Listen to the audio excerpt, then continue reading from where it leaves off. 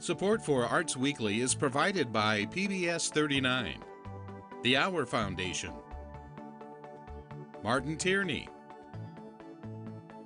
and the Community Foundation of Greater Fort Wayne.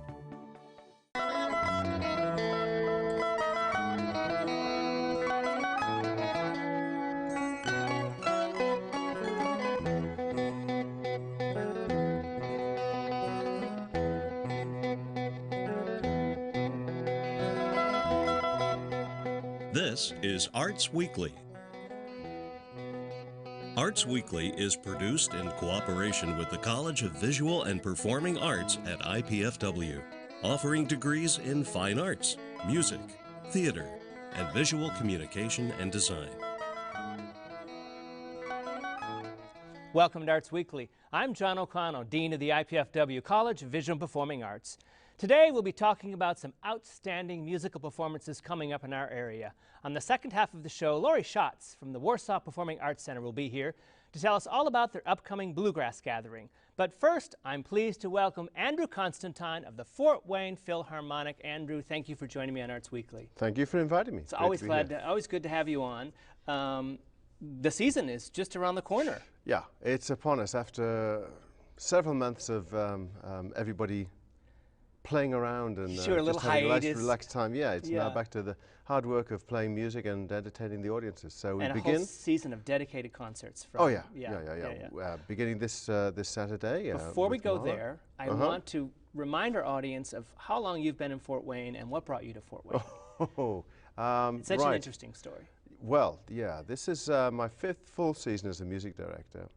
And prior to that, the orchestra went through, I think, a 2-year search to find a new music director, which is something that's intimidating for most people to hear. When you're looking for a job, you apply for a job, and then 2 years later, you might find out whether you've got it or not. That's right, exactly.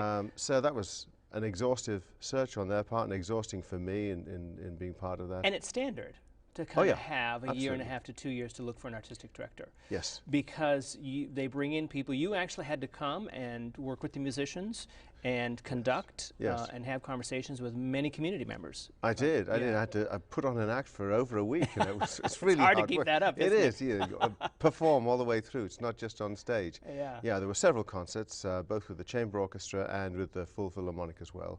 Right. So they found out what I could convince them I could do at the time. Great, and we're lucky to have you. It's also interesting, I think, that you, and is also standard of often many artistic directors, you maintain two careers, two different jobs in the United States.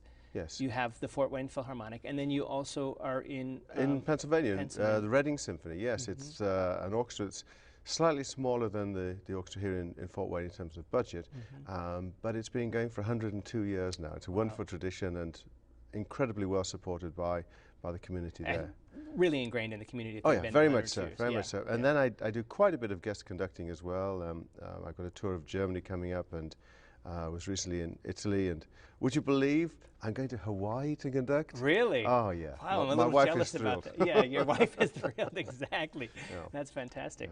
Where in Hawaii, if I might ask? I'm sort of prone to Maui myself, but... No, it's the Hawaii Symphony, so it's Honolulu, yeah. Wait, well, terrific. That's where I'll be over Thanksgiving, if you were wondering. If I'm wondering where you are, I'll know not to call you. Yeah. 6-hour time difference. Well, great. All right, so you're here, and we're beginning our your fifth season then, and Mahler's on the agenda. Yeah, Gustav Mahler, this amazing composer who lived end of the 19th into the 20th century, and wrote these symphonies that seem on the face of it colossal, but they're full of such incredibly uplifting music, and it's really life-affirming sort of journey to be part of this, because he broke the mold in so many ways. He didn't just want to be limited by the boxes that classical music was supposed to go into, and writing this tune and then answering it with that tune. He wanted to have bird calls in it, he wanted to have dancers in it, he wanted to have klezmer bands marching past and this sort of thing.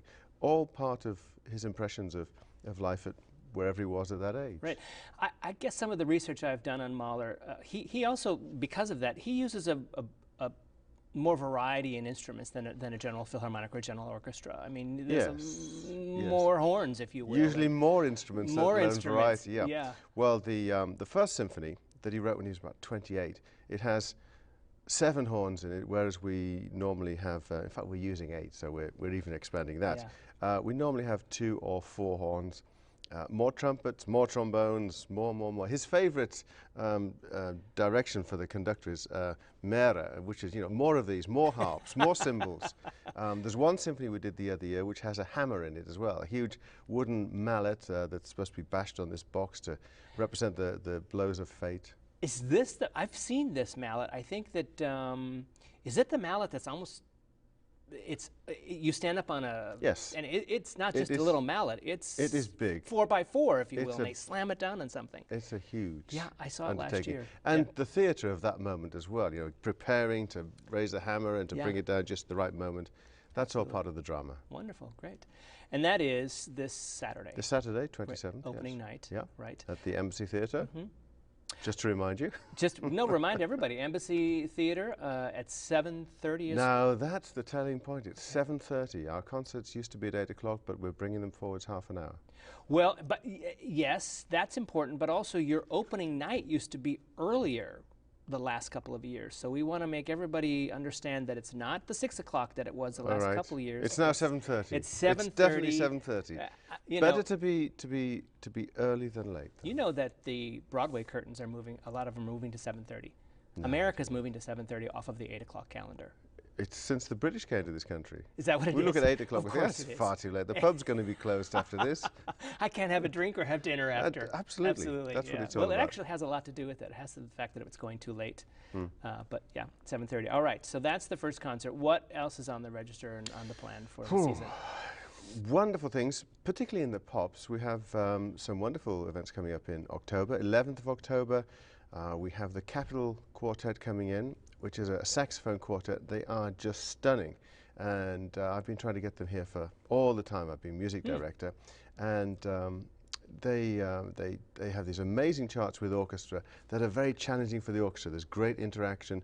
The 4 guys are very entertaining in their own right, virtuoso players, but there's a lot of humor in their presentation, and the interaction between the orchestra and the soloist is incredible.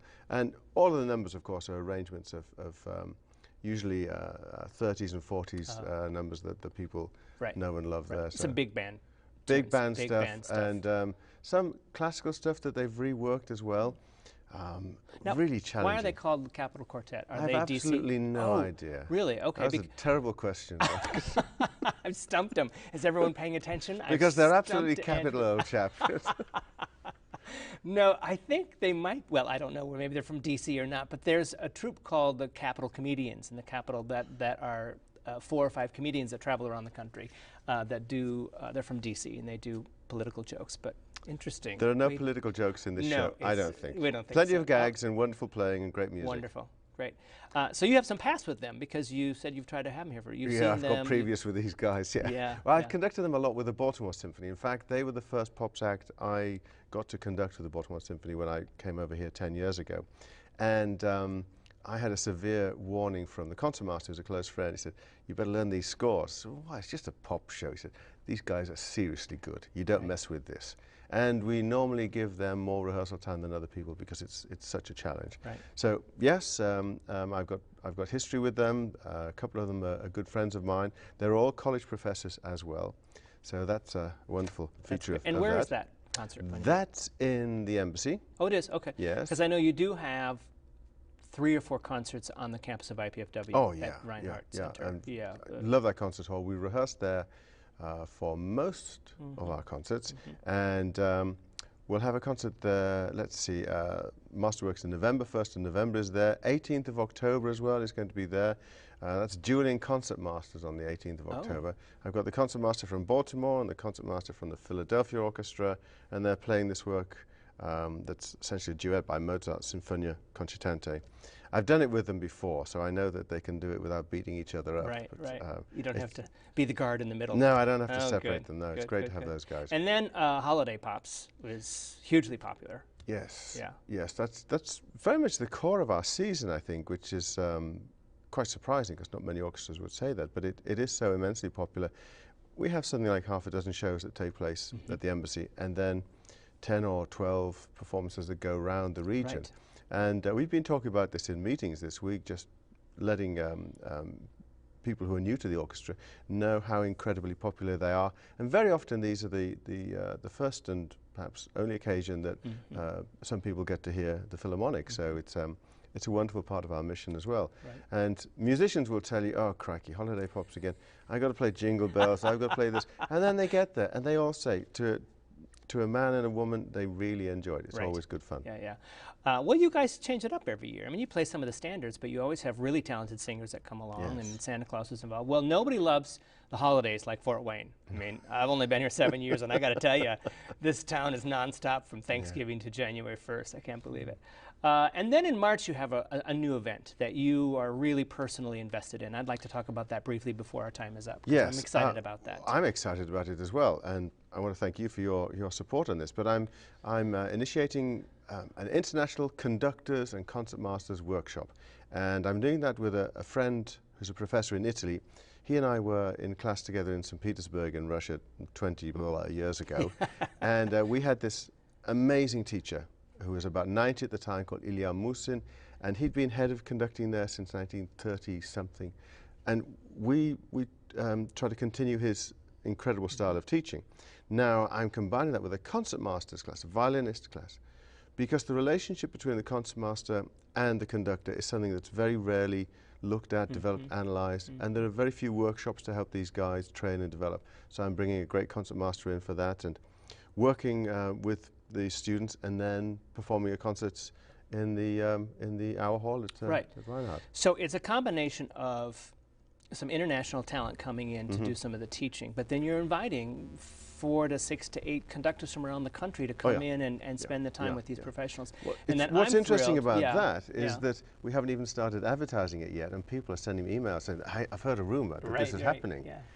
Well, we're partnering with you at IPFW and at the College of Visual and Performing Arts, and I'm very excited about it. And thank you for asking us for that opportunity, because, for our students to, as we've talked about, I'm doing an entrepreneurship course in the spring, and I really want to, on the first day, get some students who can immediately begin in your planning meetings to sort of be on your team. Fantastic. Because that, instead of just standing in the room and like watching, I'd like them to sort of, since this is a business class, sort of partner with you from the beginning of the year on, as we move towards March and the convention dates. Well, this industry needs more and more talented business people on the other side of the stage and curtain as well, so bring them on. It'll be great fun. All right. Andrew, thank you for joining me. Great pleasure. Thank you. I will see you Saturday night. I look forward to it. Me too.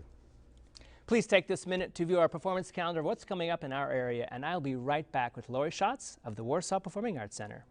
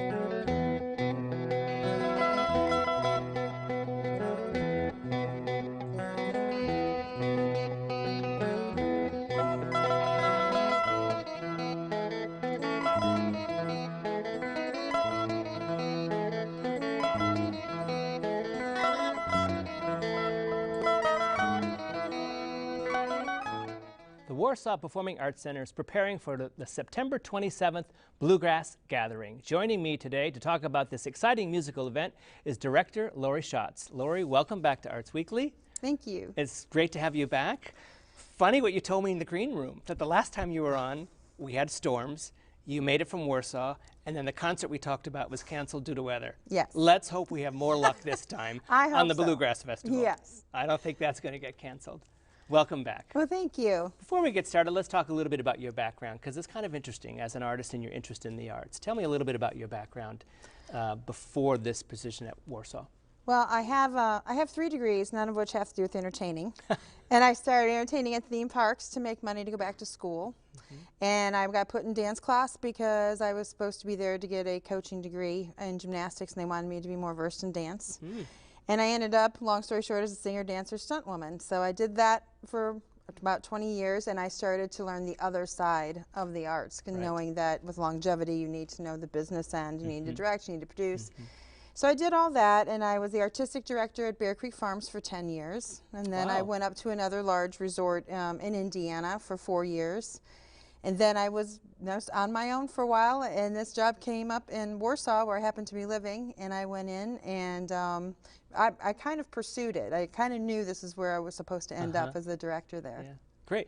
Tell us a little bit about the Warsaw Performing Arts Center, because everybody knows, of course, the Wagon Wheel Theater in Warsaw, but the Performing Arts Center is fairly new, or the mission is new. Can you tell me a little bit of the history of we've been around since 2008. Okay. But then for about a year and a half, they took a hiatus, and I think that's what really has caused the dilemma of, oh, we didn't even know we had a performing arts center in Warsaw, to the residents there. And our mission is to work with Wagon Wheel. We don't do anything during their summer season. Our season is at a completely different time. Our Symphony of the Lakes, which is now under Wagon Wheel, we are the home for them for the most part. But they are come you over to the PAC. But you're not located at the, where are you physically located? We are located on the south end of the high school. Oh, okay. And we have, I always say it's the Trinity. We have 3 divisions. We hold the educational calendar, because the students do get to use the facility for their concerts. Then we have a community or rental. We rent out. And then I have a professional series that goes on every year. So if you go to, we have a new website. If you go to that website, it will give you all 3 of those and give you a calendar. It will show you what's professional, what's the students, who's renting it, when they're going to be there. And then we'll take you like for tickets and different things like that. So is it a standard proscenium theater like we'd expect to see in a performing center? Yeah, it's 974 seats. Proscenium, state of the art. When it was built in 2008, still pretty much state of the art. Oh, you mean the center was built in 2008? Yeah. Wow, yeah, and that it was, is brand new. Good. Yeah, it was it was the school, but they ran out of funds for an auditorium, so the community came together to help build this facility. So that's why we're very conscious of not-for-profits and other organizations that want to use our facility. We're there for the community. And it's not just the auditorium. We have a black box theater that holds about 120. You can do with it what you like. As you know, in a black box, you can do in the round. You can do regular seating. Sometimes we have political rallies that you can meet the candidate in there.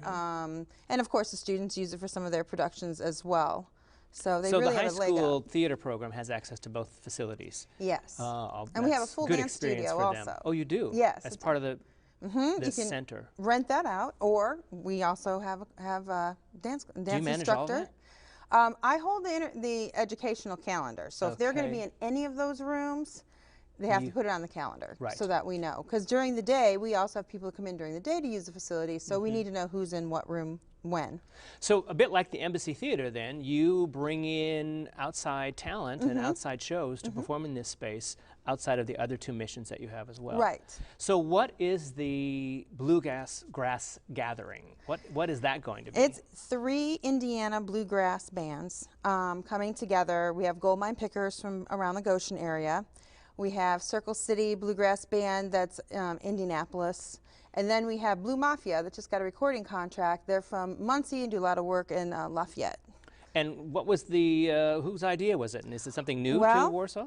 I also have my own company, and I produce a Patsy Cline show, and my steel guitar player plays in a bluegrass group. And it started because we're going to bring his bluegrass group in, and it just so happens that they're also Nashville musicians, and so they had a studio work on that weekend. Well, it was already planned, so they suggested one of the groups, and I went out and did some research and got the other 2. Fantastic. So I just want to back up a little bit. You have a production company that produces Patsy Cline show? Like a script, like always Patsy Cline, that particular A Closer script? Walk with Patsy Cline. Oh, A Closer Walk. The other one. Patsy Cline. Well, they're both great. I mean, I directed it in Oklahoma for a couple of years, summer at Oklahoma Shakespeare Festival, and we did always Patsy Cline, and they didn't sell enough. They didn't have enough performances because you sell those out nonstop. No matter it's the Closer Walk or the other one, you'll sell them out. People love the Patsy Cline show. So, that's great. I didn't know that. Yeah, we do. My company does murder mysteries or party planners. We do anything that has to do with any kind of entertainment. We have a webmaster. Oh, great. Just kind of came out of the fact that I wasn't waiting for someone to hire me for employment, so I made my own. Exactly. I'll have to bring you to my spring entrepreneurship course, and talk about how we have to create our own. That's what the course yeah. is going to be about artists having to go after their own dream. Yeah, that's That'd be terrific. wonderful. So what else is coming up on the calendar for the Performing Arts Center? Well, that's happening, and then we have a quick turnaround. On October 8th, we have Nelson Illusions coming in. It has a steampunk feel, which I know we talked about steampunk the last time. I know. For I'm a some big fan of steampunk. Yeah. I must well, be. it's really popular. It's yeah, really popular. and it's huge illusions. What attracted me to them was they also do a workshop with the students during the day, and they're going to talk about the history of magic all the way up through how it's used on Broadway. And their illusions are things like a huge screw that they throw a girl over, and the screw goes through the girl. That enticed me, along with, if you watched the famous show, you know, America's Got Talent, 3 of the last 12 were magicians or illusionists. I feel like the one who just won was a magician, possibly. So it's a group? It is a group. It's a group. family, actually. It's a family. Their name is Nelson. Oh, and so course. now Hello. they have. Knock, knock. There's Get me 4 or some 5 of them that come in that morning and then do the workshops, and then in the evening at 7 o'clock they have the show. Oh, so that's the great. second thing we have coming in. Okay. And then at Christmas we have Danu, which they're coming from Ireland. They're an Irish ensemble. They also bring dancers. They're seen every other year in South Bend, and we're that other year. Okay. And they do really well, so we're hoping that we can get some Fort Wayne people down that like Irish music and bring some people up from South Bend. Well, you have to spend some time in the Irish pubs we have in Fort Wayne and get the message out there, because there's a couple of successful Irish pubs in town. So I have the list. So they're probably on an American tour. Yeah, and they're only here for a short amount of time. Okay, yeah, and this is going to be their holiday show. They don't always have singers or dancers with them, but for this holiday show, so this is a bigger event. Yeah, and it's early in December. It's I believe the 9th. It's on a Monday, Monday night. So we're hoping people will come out and support that as well. Great. And then there's 2 more shows in the series. One in January on the 18th, which is Simon and Garfunkel Retrospect. So if you like that kind of music, tribute band to them. Right. And then I think my favorite thing coming in for everyone is To Kill a Mockingbird in February. National Players are bringing that in for us. So National Players, are they out of the East Coast? I feel like they're out of a university. Do you know? They are, and they're on the East Coast, and I can't put my finger on exactly together, what that yes. is. I think we've had some students who have done National Players before. It's quite a great troupe. Yeah. And we're hoping that our school rallies around that and picks that up educationally and brings that in. They're going to also do a workshop with the students during the day. Right. And then have the show in the evening. So is there any stuff that's going around the gathering? Now the gathering is this Saturday, correct? This Saturday, 7 o'clock. All right. And are there any events around it at all? I mean, do you have any Not stuff during this the year, day? but we've had such good feedback before we've even done it that next year it's going to be somewhat of an all-day event with just one general admission instead of real, theater tiers. We're not going to do that. It's going to be separate from our regular series, so you can come and go as you like.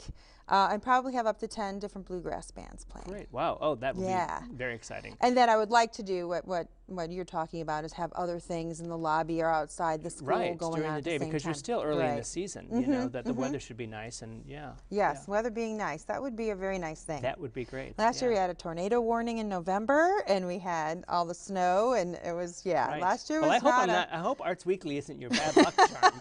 I don't think so. It's this Saturday, so I hope that doesn't happen. Let's talk a little bit more, if we can. Some ticket information for Bluegrass is on our screen now, so they can get ticket information for any Warsaw event at 574-371-5040, 574-371-5040, and that's for all of your events. All correct? of them. Right. And then we have a brand new website. Oh. And it's called warsawpac.org. Okay. And it will give you all 3 divisions, like I was talking about earlier, but the professional series is on there. It'll also show you the seating chart. And from there, we'll take you to online ticket sales. So we've kind of come a long way since the last time we spoke. We have a website. You can buy tickets online. In fact, the last time I was here, we didn't even have a sign in front of the Performing Arts Center. Now we do. Now you do. We're moving up. Good, And just trying to get the word out that we actually are there. Right. You say PAC, and if you aren't part of the school, sometimes you don't know what that even stands for. So it's nice that the word is getting out, that the Performing Arts Center is there. But I have to say that Warsaw is extremely supportive of the arts. Yes. Oh, yeah. To sustain a performing arts center like this, you've got to have some community involvement. Oh, so absolutely. do you have a not-for-profit status, and do you have a board of directors that sort of helps with this sort of thing, or is it all the Laurie Schotz program right now. It's all the Laurie Schotz program right now. The school board does kind of dictate how I rent it out and what the divisions are. And there's a lot of different divisions depending on if you're a profit or non-for-profit, and then if you're going to charge to get in or not charge. So that takes a lot of my time to figure out where you fall into that. And probably because it's connected to the high school. Correct. So it's governed by the school board. Correct. Tremendous. Yes, but the professional series stands on its own. It does. Yeah, I write grants, sponsorships, donations, and then the ticket prices, all of that for that goes right back into the program. None of that goes to the other divisions. Wow. So. You've done a lot since the last time we met. Yeah, well, I had a goal. I had 5 things I wanted to get accomplished. I think I have 4 of the 5 done at this point. Now the list has grown to add 2 or 3 more right, exactly. now. You know? You're never quite done. I've been in the business of arts a long time. That list is never going to stop, Laurie. I'm sorry to tell you. Well, I am definitely going to have you back to my class in the spring so we can talk about what you do as a manager and the entrepreneurship that you seem to have in your spirit. So. It's great to have you back on Arts Weekly, and thank you for joining me. Well, thank you for inviting me. Good luck with the Bluegrass Gathering. I'll let you know how it comes out. No weather this time. No weather this time, that's right. I'm John O'Connell, Dean of the IPFW College of Visual and Performing Arts. Join me next time in Arts Weekly when our guests will be Jeff Kazaza and Darby Mullen-LeClaire from the IPFW Department of Theater's production of The Glass Menagerie. Then Leslie Horman will be here to discuss the Fort Wayne Youth Theater's next play, The Lion, the Witch, and the Wardrobe. Be sure to join us Thursday evening at 7:30 here on PBS 39. For up-to-the-minute arts updates, you can find us on Facebook, Twitter, and YouTube. And be sure to join us here Thursday evenings at 7:30 on PBS 39. Thanks for watching Arts Weekly.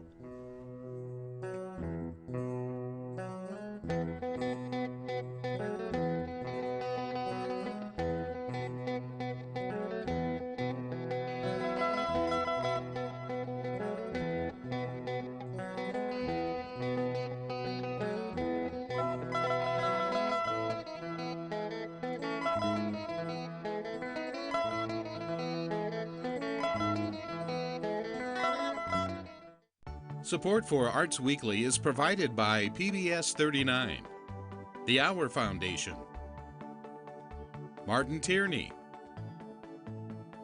and the Community Foundation of Greater Fort Wayne.